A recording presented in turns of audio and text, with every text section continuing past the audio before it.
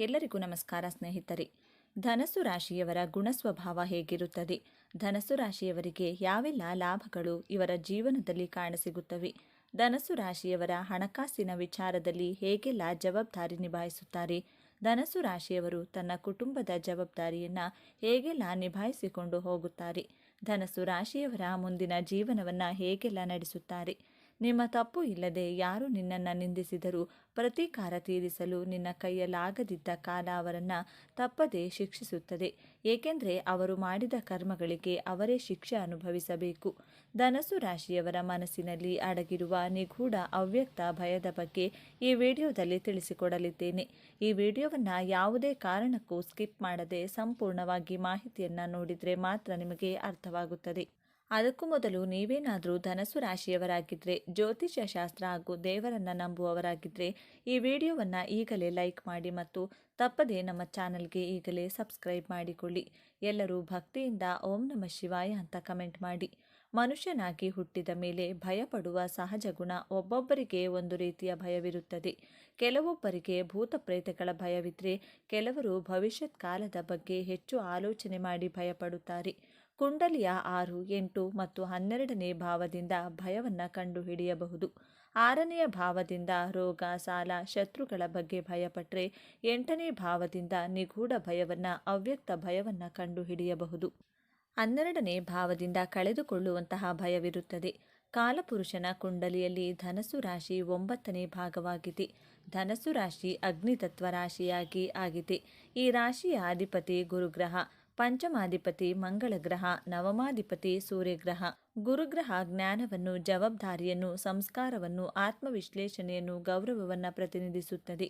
ಮಂಗಳ ಗ್ರಹ ಶಕ್ತಿ, ನೇತೃತ್ವ, ಕ್ಷಮತೆ, ಕ್ರೋಧ, ನಿಷ್ಠೆ, ನಾಯಕತ್ವದ ಗುಣ, ಭಾವುಕತೆ, ಧೈರ್ಯದ ಪ್ರತೀಕ. ಸೂರ್ಯಗ್ರಹ ಧೈರ್ಯ, ಆತ್ಮವಿಶ್ವಾಸ, ತೇಜಸ್ಸು, ಹುಮ್ಮಸ್ಸು, ಆತ್ಮಸ್ಥೈರ್ಯ, ಸಫಲತೆಯ ಪ್ರತೀಕ. ಕುಂಡಲಿಯಲ್ಲಿ ಈ 3 ಗ್ರಹಗಳ ಸ್ಥಿತಿ ಚೆನ್ನಾಗಿದ್ದರೆ ಜಾತಕರು ಪರಾಕ್ರಮ, ಧೈರ್ಯಶಾಲಿಯಾಗಿದ್ದು ಉತ್ತಮ ಹೆಸರು, ಕೀರ್ತಿಯನ್ನು ಪಡೆದು ದೇಶ ವಿದೇಶಗಳಲ್ಲಿ ಖ್ಯಾತಿಯನ್ನು ಪಡೆಯುತ್ತಾರೆ. ಸಂತೋಷಕರವಾದ, ತೃಪ್ತಿಕರವಾದ ಜೀವನವನ್ನು ನಡೆಸುತ್ತಾರೆ. ಈ 3 ಗ್ರಹಗಳು ಶತ್ರು ರಾಶಿ, ನೀಚ ರಾಶಿಯಲ್ಲಿ ಸ್ಥಿತವಾಗಿದ್ದರೆ ಜಾತಕರು ಎಲ್ಲ ಕ್ಷೇತ್ರಗಳಲ್ಲಿಯೂ ನಿರಾಶೆ, ಶತ್ರುಗಳ ಕಾಟ, ಅಸಫಲತೆಯನ್ನು ಅನುಭವಿಸುತ್ತಾರೆ. ಧನಸ್ಸು ರಾಶಿಯ ಅಧಿಪತಿ ಗುರುಗ್ರಹವಾಗಿರುವುದರಿಂದ ಜಾತಕರಿಗೆ ಎಲ್ಲ ಶುಭ ಗುಣಗಳು, ಒಳ್ಳೆ ಸಂಸ್ಕಾರವನ್ನು ಪಡೆದುಕೊಂಡು ಜನಿಸಿರುತ್ತಾರೆ. ವೇದಗಳ ಪ್ರಕಾರ ಗುರುಗ್ರಹ ಜೀವಕಾರಕ ಗ್ರಹ, ಜೀವವನ್ನು ಕೊಡುವಂತಹ ಗ್ರಹ. ಗುರುಗ್ರಹ ಎಂದರೆ ಆಕಾಶ ತತ್ವ, ಗುರುಗ್ರಹ ಎಂದರೆ ಈ ಭೂಮಿಯ ಮೇಲ್ಛಾವಣಿಯಾಗಿದೆ. ಇಡೀ ಸೃಷ್ಟಿಗೆ ಕಾರಕ ಗುರುಗ್ರಹ. ಶಾಸ್ತ್ರದಲ್ಲಿ ಗುರುಗ್ರಹವಿಲ್ಲದೆ ಜೀವನದ ಕಲ್ಪನೆಯನ್ನು ಮಾಡಿಕೊಳ್ಳಲು ಅಸಂಭವವಾಗಿದೆ. ಗುರುಗ್ರಹವನ್ನು ಅರಳಿ ವೃಕ್ಷಕ್ಕೆ ಹೋಲಿಸಲಾಗಿದೆ. ಅರಳಿ ವೃಕ್ಷ ಎಲ್ಲ ಪ್ರಾಣಿ ಪಕ್ಷಿ ಜೀವಜಂತುಗಳಿಗೆ, ಮಾನವ ಕುಲಕ್ಕೆ ನಿಸ್ವಾರ್ಥ ಭಾವನೆಯಿಂದ ಪ್ರಾಣವಾಯುವಾದ ಆಕ್ಸಿಜನ್ನನ್ನು ಕೊಡುತ್ತದೆ. ಇದೇ ರೀತಿ ಧನಸ್ಸು ರಾಶಿಯವರನ್ನು ತನ್ನ ಸ್ನೇಹಿತರಿಗೆ, ಕುಟುಂಬದವರಿಗೆ ನಿಸ್ವಾರ್ಥ ಪ್ರೀತಿ, ಆಕ್ಸಿಜನ್ ರೀತಿ ಕೊಡುತ್ತಾರೆ. ಚಿಕ್ಕ ವಯಸ್ಸಿನಿಂದಲೇ ತನ್ನ ಕುಟುಂಬದವರ ಕಾಳಜಿ ಮಾಡುತ್ತಾರೆ. ಯಾವುದೇ ಭೇದ ಭಾವ ಮಾಡದೆ ಶ್ರದ್ಧೆಯಿಂದ ಕುಟುಂಬದವರಿಗೋಸ್ಕರ ಬದುಕುತ್ತಾರೆ. ಧನಸ್ಸು ರಾಶಿಯವರು ಶುದ್ಧ ಜ್ಞಾನ ಸಂಪಾದನೆಗೋಸ್ಕರ ಸದಾ ಪ್ರಯತ್ನಿಸುತ್ತಾರೆ. ತನ್ನ ಕುಟುಂಬ, ಸಮಾಜದ ಸೇವೆಗೆ ತನ್ನನ್ನು ಮುಡಿಪಾಗಿಟ್ಟುಕೊಂಡಿರುತ್ತಾರೆ. ಸತ್ಯಕ್ಕಾಗಿ ಹೋರಾಟ ಮಾಡುತ್ತಾರೆ. ಧನಸ್ಸು ರಾಶಿಯವರ ಪಂಚಮಾಧಿಪತಿ ಮಂಗಳ ಗ್ರಹವಾಗಿರುವುದರಿಂದ ನೀವು ಧೈರ್ಯವಂತರಾಗಿದ್ದು ನಿಷ್ಠಾವಂತರು, ಸಾಹಸಿಗಳಾಗಿರುತ್ತೀರಾ. ಮಂಗಳ ಗ್ರಹ ಕ್ರೋಧಕ್ಕೆ ಕಾರಕ ಗ್ರಹವಾಗಿರುವುದರಿಂದ ಧನಸ್ಸು ರಾಶಿಯವರ ಸೂಕ್ತ ಮನಸ್ಸಿನಲ್ಲಿ ಕ್ರೋಧವಿರುತ್ತದೆ. ಯಾವಾಗ ಈ ಕ್ರೋಧ ಜಾಗೃತವಾದರೆ ಪರಿಣಾಮ ಬಹಳ ಕೆಟ್ಟದ್ದಾಗಿರುತ್ತದೆ. ನಿಮ್ಮ ನವಮಾಧಿಪತಿ ಸೂರ್ಯಗ್ರಹವಾಗಿರುವುದರಿಂದ ತುಂಬ ಧೈರ್ಯಶಾಲಿಗಳಾಗಿರುತ್ತೀರಾ. ಈ ಭೂಮಿ ಮೇಲೆ ನಾವು ಜನಿಸಿರುವ ಕಾರಣವೇನು ಎಂಬಂತಹ ಪ್ರಶ್ನೆಗೆ ನಿರಂತರವಾಗಿ ಉತ್ತರವನ್ನು ಹುಡುಕಾಡುವಂತಹ ಪ್ರಯತ್ನದಲ್ಲಿ ಮುಳುಗಿರುತ್ತೀರಾ. ಧನಸ್ಸು ರಾಶಿಯ ಚಿಹ್ನೆ ಅರ್ಧ ಭಾಗ ಅಶ್ವದ ಶರೀರ, ಅರ್ಧ ಭಾಗ ಮನುಷ್ಯನ ಶರೀರ. ಆ ಮನುಷ್ಯ ಧನಸ್ಸು ಹಿಡಿದು ನಿಂತಿರುವಂತಹ ಚಿಹ್ನೆ. ಈ ಚಿಹ್ನೆಯ ಸಂಕೇತ ತನ್ನ ಗುರಿ ಹಾಗೂ ಉದ್ದೇಶದ ಕಡೆ ತುಂಬ ಏಕಾಗ್ರತೆಯನ್ನು ಇಟ್ಕೊಂಡಿರ್ತೀರ. ಯಾವುದೇ ಕೆಲಸವನ್ನಾದರೂ ಏಕಾಗ್ರತೆಯಿಂದ, ಹಠ ಹಿಡಿದು ಛಲದಿಂದ ಮಾಡುವ ಕಾರಣದಿಂದ ಎಲ್ಲರ ಹೊಗಳಿಕೆಗೂ ಪಾತ್ರರಾಗುತ್ತೀರಾ. ಧನಸ್ಸು ರಾಶಿಯವರು ಸರ್ವಗುಣ ಸಂಪನ್ನರು. ತನ್ನ ಜೀವನದಲ್ಲಿ 1000 ಸಂಕಷ್ಟಗಳು ಎದುರಾದರೂ ಆ ಸಂಕಷ್ಟಗಳಿಗೆ ಹೆದರದೆ ಮುನ್ನುಗ್ಗಿ ಯಶಸ್ಸನ್ನು ಪಡೆಯುತ್ತಾರೆ. ತನ್ನ ಜೀವನದಲ್ಲಿ ಎಷ್ಟೇ ಕಷ್ಟಗಳು ಬಂದರೂ ಅದನ್ನೆಲ್ಲ ಸಹಿಸಿಕೊಳ್ಳುತ್ತೀರಾ. ನಿಮ್ಮ ನೋವು ಕಷ್ಟಗಳಿಗೆ ನಿಮ್ಮ ಕುಟುಂಬದವರು ಆಪ್ತರೇ ಕಾರಣವಾಗಿರುತ್ತಾರೆ. ನಿಮ್ಮ ಕುಟುಂಬದವರು ಸ್ನೇಹಿತರೆ ನಿಮ್ಮನ್ನು ಶೋಷಣೆ ಮಾಡುತ್ತಾರೆ. ನಿಮ್ಮ ಬುದ್ಧಿವಂತಿಕೆ ನಿಮ್ಮ ಜ್ಞಾನವೇ ನಿಮ್ಮ ವೈರಿಯಾಗಿರುತ್ತದೆ. ನಿಮ್ಮ ಮನಸ್ಸು ಮಗುವಿನ ರೀತಿ ನೆಗೆಟಿವ್ ಆಲೋಚನೆಗಳಿಗೆ ಬೇಗ ಹತ್ತಿರವಾಗುತ್ತದೆ. ಎಲ್ಲರ ಬಗ್ಗೆಯೂ ಸಕಾರಾತ್ಮಕವಾಗಿ ಯೋಚಿಸುತ್ತೀರಾ. ಆದರೆ ಯಾರು ನಿಮ್ಮ ಬಗ್ಗೆ ದಯೆ ಕಾಳಜಿ ಕರುಣೆ ತೋರಿಸದೆ ದ್ರೋಹ ಮೋಸ ಅವಮಾನ ಮಾಡುತ್ತಾರೆ. ಧನಸ್ಸು ರಾಶಿಯವರು ಯಾವುದೇ ನಿರೀಕ್ಷೆಗಳನ್ನಿಟ್ಟುಕೊಳ್ಳದೆ ಅವಶ್ಯಕತೆ ಇರುವವರಿಗೆ ಸಹಾಯ ಮಾಡುತ್ತೀರಾ. ನೀವು ಬಯಸುವುದು ಕೇವಲ ಗೌರವ ಹಾಗೂ ಆತ್ಮಗೌರವವನ್ನು ಬಯಸುತ್ತೀರಾ. ನಿಮ್ಮ ಮನಸ್ಸಿನ ನಿಗೂಢ ಅವ್ಯಕ್ತ ಭಯ ನನಗೆ ಅವಮಾನವಾದರೆ ಎಂಬಂತಹ ಭಯ ನಿಮ್ಮನ್ನು ಸದಾ ಕಾಡುತ್ತದೆ. ನೀವು ಹೆಚ್ಚು ಆತ್ಮಗೌರವಕ್ಕೆ ಬೆಲೆ ಕೊಡುತ್ತೀರಾ. ಪ್ರತಿಯೊಬ್ಬರೂ ಯಾವುದೇ ಕೆಲಸ ಪ್ರಾರಂಭಿಸುವ ಮೊದಲು ನನಗೆ ಎಷ್ಟು ಧನಲಾಭವಾಗುತ್ತದೆ ಎಂದು ಲೆಕ್ಕಾಚಾರ ಹಾಕಿದರೆ ಧನಸ್ಸು ರಾಶಿಯವರು ನನ್ನ ಆತ್ಮಗೌರವಕ್ಕೆ ಯಾವುದೇ ರೀತಿಯ ಚ್ಯುತಿ ಬರಬಾರದೆಂದು ಯೋಚಿಸುತ್ತೀರಾ. ನೀವು ಪದೇ ಪದೇ ನನಗೆ ಅವಮಾನವಾಗಬಾರದು ಅಂದುಕೊಂಡ್ರೆ ಪದೇ ಪದೇ ನೀವೇ ಅವಮಾನವನ್ನು ಎದುರಿಸುತ್ತೀರಾ. ಸ್ನೇಹಿತರೆ, ಜೀವನದಲ್ಲಿ ಸನ್ಮಾನ ಹಾಗೂ ಅವಮಾನ ಸಿಗುವುದು ದೇವರ ಇಚ್ಛೆ ಎಂದುಕೊಂಡು ನಿಮ್ಮ ಕೆಲಸವನ್ನು ದಾನ ಧರ್ಮ ಕರ್ತವ್ಯಗಳನ್ನು ಸರಿಯಾಗಿ ನಿಷ್ಠೆಯಿಂದ ನಿಭಾಯಿಸಿ. ನಿಮ್ಮ ಮನಸ್ಸಿನಲ್ಲಿರುವ ಭಯವನ್ನು ಇಂದಿನಿಂದಲೇ ತೆಗೆದುಹಾಕಿ. ದೇವರಿಗೆ ಮಾತ್ರ ಭಯಪಡಬೇಕೇ ಹೊರತು ಈ ಸ್ವಾರ್ಥ ಜನರಿಗಲ್ಲ, ಸ್ವಾರ್ಥ ಪ್ರಪಂಚಕ್ಕಲ್ಲ. ಈ ಧನಸ್ಸು ರಾಶಿಯವರಿಗೆ ಕೋಪ ಅನ್ನೋದು ಜಾಸ್ತಿ ಇರುತ್ತದೆ. ಅಷ್ಟು ಬೇಗ ಕೋಪ ಎನ್ನುವುದು ಇವರಿಗೆ ಬರುತ್ತದೆ. ಈ ರಾಶಿಯವರಿಗೆ ಕೋಪ ಹೇಗಿರುತ್ತೆ ಅಂದರೆ ಇದ್ದಕ್ಕಿದ್ದ ಹಾಗೆ ಇವರು ದಿಢೀರಂತ ಕೋಪ ಮಾಡಿಕೊಂಡು ಬಿಡೋದು, ಇಲ್ಲವೇ ದಿಢೀರಂತ ಆತುರವಾಗಿ ನಿರ್ಧಾರ ತೆಗೆದುಕೊಂಡು ಬಿಡೋದು. ಕೋಪ ಬಂದಾಗ ಯಾರ ಮಾತಿಗೂ ಸಹ ಬೆಲೆ ಕೊಡದೇ ಇರುವುದು, ಆತುರವಾಗಿ ಎಲ್ಲಿಗಾದರೂ ಹೋಗ್ಬಿಡೋದು. ಈ ರೀತಿಯಾದ ಕೋಪ ಅನ್ನೋದು ಇವರಿಗೆ ಸಡನ್ನಾಗಿ ಬಂದ್ಬಿಡುತ್ತೆ ಎಂದೇ ಹೇಳ್ಬೋದು.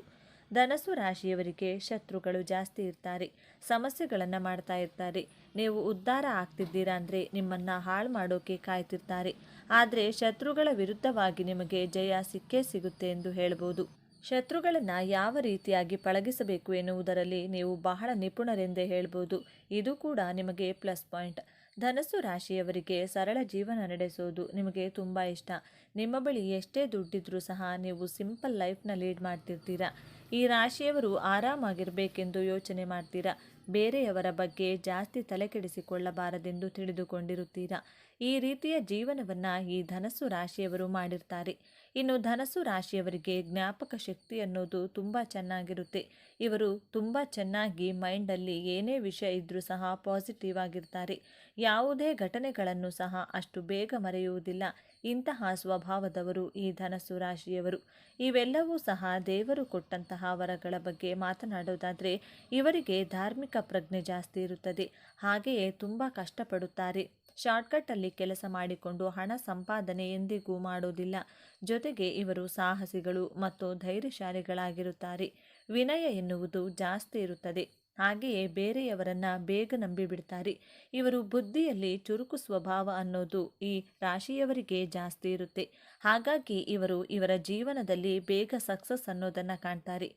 ನೋಡಿದ್ರಲ್ಲ ಸ್ನೇಹಿತರೆ, ನೀವು ಸಹ ಧನಸ್ಸು ರಾಶಿಯವರಾಗಿದ್ದರೆ ನಿಮಗೂ ಕೂಡ ಇದೆಲ್ಲ ನಿಜ ಅನಿಸಿದರೆ ಹಾಗೂ ನಿಮ್ಮ ಜೀವನದಲ್ಲೂ ಸಹ ಇದೇ ರೀತಿಯಾಗಿ ನಡೀತಿದೆ ಅಂತ ನಿಮಗೇನಾದರೂ ಅನಿಸಿದರೆ ದಯವಿಟ್ಟು ತಪ್ಪದೆ ನಿಮ್ಮ ಅನಿಸಿಕೆ ಅಭಿಪ್ರಾಯಗಳನ್ನು ಕಮೆಂಟ್ ಬಾಕ್ಸಲ್ಲಿ ತಿಳಿಸಿ. ಈ ವಿಡಿಯೋ ಈ ಮಾಹಿತಿಯನ್ನು ಲೈಕ್ ಮಾಡಿ ಶೇರ್ ಮಾಡಿ. ನಮ್ಮ ಚಾನಲ್ಗೆ ಸಬ್ಸ್ಕ್ರೈಬ್ ಆಗಲು ಮರಿಬೇಡಿ. ಹಾಗೆಯೇ ಮುಂದಿನ ವಿಡಿಯೋದಲ್ಲಿ ಒಂದೊಳ್ಳೆ ಮಾಹಿತಿಯೊಂದಿಗೆ ಪುನಃ ಭೇಟಿಯಾಗೋಣ. ಜ್ಯೋತಿಷ ಚಕ್ರದ 9ನೇ ರಾಶಿ ಧನಸ್ಸು ರಾಶಿ. ದೇವಗುರು ಬೃಹಸ್ಪತಿಯ ಆಡಳಿತಕ್ಕೆ ಒಳಪಟ್ಟಿರುವ ಈ ವ್ಯಕ್ತಿತ್ವದೊಳಗೆ ಅದೆಷ್ಟು ರಹಸ್ಯಗಳಿವೆ, ಅದೆಷ್ಟು ಕರಾಳ ಸತ್ಯಗಳಿವೆ. ನೀವು ಧನು ರಾಶಿಯವರಾಗಿದ್ದರೆ ತಪ್ಪದೆ ಪೂರ್ತಿ ವಿಡಿಯೋ ನೋಡಿ ಜೈ ಗುರುದೇವ ಎಂದು ಕಮೆಂಟ್ ಮಾಡಿ. ಸದಾ ಸ್ವಾತಂತ್ರ್ಯವನ್ನು ಪ್ರೀತಿಸುವ, ಜ್ಞಾನದ ದಾಹವನ್ನು ಹೊಂದಿರುವ, ಸತ್ಯದ ಹಾದಿಯಲ್ಲಿ ಸಾಗಲು ಯಾವುದಕ್ಕೂ ಅಂಜದ, ಮುಖದ ಮೇಲೆ ಸದಾ ನಗುವನ್ನ ಹೊತ್ಕೊಂಡು ಎಲ್ಲರನ್ನ ನಗಿಸುವ, ಆದರೆ ಆ ನಗುವಿನ ಹಿಂದೆ ಜಗತ್ತಿನ ಜ್ಞಾನವನ್ನೇ ಅಡಗಿಸಿಕೊಂಡಿರುವ ವ್ಯಕ್ತಿಗಳೇ ಧನು ರಾಶಿಯವರು. ಈ ಧನಸ್ಸು ರಾಶಿಯವರು ಜೀವನ ಪರ್ಯಂತ ಹೇಗೆಲ್ಲ ಇರ್ತಾರೆ ಎಂದು ನೋಡೋದಾದರೆ ಯಾವಾಗಲೂ ಸಹ ಕಷ್ಟವಾದ ಕೆಲಸಗಳನ್ನೇ ಮಾಡ್ತಾರೆ. ಅಂದರೆ ಕತ್ತೆಯ ಬೆನ್ನಿಗೆ ಮೇಲೆ ತುಂಬ ಭಾರವಾದ ವಸ್ತುಗಳನ್ನು ಇರಿಸಿ ಹೇಗೆಲ್ಲ ಕೆಲಸ ಮಾಡಿಸ್ತಾರೋ ಅದೇ ರೀತಿಯಾಗಿ ಮಳೆ ಗಾಳಿ ಬಿಸಿಲು ಚಳಿ ಇದ್ಯಾವುದನ್ನು ಲೆಕ್ಕಿಸದೆ ಕೆಲಸಗಳನ್ನು ಮಾಡ್ತಾ ಇರ್ತಾರೆ. ಅಷ್ಟು ಶ್ರಮವನ್ನು ಪಡ್ತಾರೆ. ಕಟ್ಕೊಂಡು ಯಾವಾಗಲೂ ಕೆಲಸ ಮಾಡ್ತಾನೆ ಇರ್ತಾರೆ. ರಾಶಿಚಕ್ರದ 9ನೇ ರಾಶಿ ಧನು ರಾಶಿಯ ಬಗ್ಗೆ ಇಂದು ನಾವು ಸಂಪೂರ್ಣವಾಗಿ ತಿಳಿದುಕೊಳ್ಳೋಣ. ಧನು ರಾಶಿಯ ಚಿಹ್ನೆಯನ್ನ ಗಮನಿಸಿದ್ದೀರಾ? ಅರ್ಧ ಮನುಷ್ಯ ಅರ್ಧ ಕುದುರೆ ಕೈಯಲ್ಲಿ ಬಿಲ್ಲು ಬಾಣವನ್ನ ಹಿಡಿದು ಗುರಿ ಇಟ್ಟಿರುತ್ತದೆ. ಇದು ಕೇವಲ ಒಂದು ಚಿಹ್ನೆಯಲ್ಲ, ಧನುರಾಶಿಯವರ ವ್ಯಕ್ತಿತ್ವದ ಸಂಪೂರ್ಣ ಚಿತ್ರಣ. ಕುದುರೆಯ ಭಾಗವು ಅವರ ಸ್ವಾತಂತ್ರ್ಯದ ಪ್ರೀತಿ, ಅವರಲ್ಲಿರುವ ಅಪಾರ ಶಕ್ತಿ ಮತ್ತು ಸದಾ ಚಲನಶೀಲವಾಗಿರುವ ಸ್ವಭಾವವನ್ನು ಪ್ರತಿನಿಧಿಸುತ್ತದೆ. ಅವರನ್ನು ಒಂದೇ ಕಡೆ ಕಟ್ಟಿ ಹಾಕುವುದು ಅಸಾಧ್ಯ. ಇನ್ನು ಮನುಷ್ಯನ ಭಾಗವು ಅವರ ಬುದ್ಧಿವಂತಿಕೆ, ಜ್ಞಾನ ಮತ್ತು ತಾತ್ವಿಕ ಚಿಂತನೆಗಳನ್ನು ತೋರಿಸುತ್ತದೆ. ಕೈಯಲ್ಲಿರುವ ಬಿಲ್ಲು ಬಾಣ, ಅವರು ಯಾವಾಗಲೂ ಒಂದು ಗುರಿಯನ್ನು ಹೊಂದಿರುತ್ತಾರೆ, ಸದಾ ಮುಂದಕ್ಕೆ ನೋಡ್ತಾರೆ ಮತ್ತು ಸತ್ಯವನ್ನು ಹುಡುಕುತ್ತಿರುತ್ತಾರೆ ಎಂಬುದರ ಸಂಕೇತ. ಈ ರಾಶಿಯ ಅಧಿಪತಿ ದೇವಗುರು ಬೃಹಸ್ಪತಿ. ಬೃಹಸ್ಪತಿಯು ಜ್ಞಾನ, ವಿಸ್ತಾರ, ಅದೃಷ್ಟ ಮತ್ತು ಆಶಾವಾದಕಾರಕ.